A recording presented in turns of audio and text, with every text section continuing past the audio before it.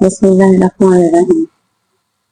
فرمان سیدنا صدیق اکبر رضی اللہ تعالیٰ عنہ ہے کہ نبی کریم صلی اللہ علیہ وسلم پر درود پاک پڑھنا گناہوں کو اس قدر جلد مٹاتا ہے کہ پانی بھی آنکھوں اتنی جلدی نہیں ہو جا پاتی، اور نبی کریم صلی اللہ علیہ وسلم پر درود بھیجنا گردنے یعنی گناہوں کو آزاد کرنے سے افضل ترین ہے۔ فرمان سیدنا حضرت عائشہ رضی اللہ تعالیٰ عنہ نے فرمایا کہ تم اپنے مجالس کو نبی کریم صلی اللہ علیہ وسلم پر درود پاک پڑھ کر آراستہ کرو۔ فرمان سیدنا حضرت فاروق اعظم رضی اللہ تعالیٰ عنہ ہے کہ بے شک دعا زمین اور آسمان کے درمیان ٹھہری رہتی ہے اور کوئی چیز اس سے اوپر نہیں جاتی جب تک کہ تم اپنے نبی کریم صلی اللہ علیہ وسلم پر درود پاک نہ پڑھ لیں۔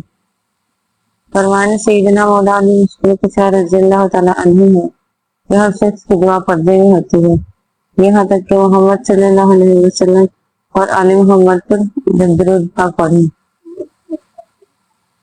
فرمان سیدنا حضرت عبداللہ بن عمرو العاص رضی اللہ تعالیٰ عنہ ہے کہ جو نبی کریم صلی اللہ علیہ وسلم پر ایک بار درود پاک پڑھے گا اللہ تعالیٰ اور اس کے فرشتے اس پر 70 مرتبہ رحمت بھیجتے ہیں۔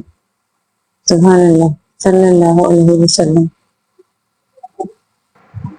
ہماری ویڈیو کو لائک اور چینل کو سبسکرائب ضرور کریں تاکہ ہر آنے والی ویڈیو کا نوٹیفیکیشن آپ کو مل سکے۔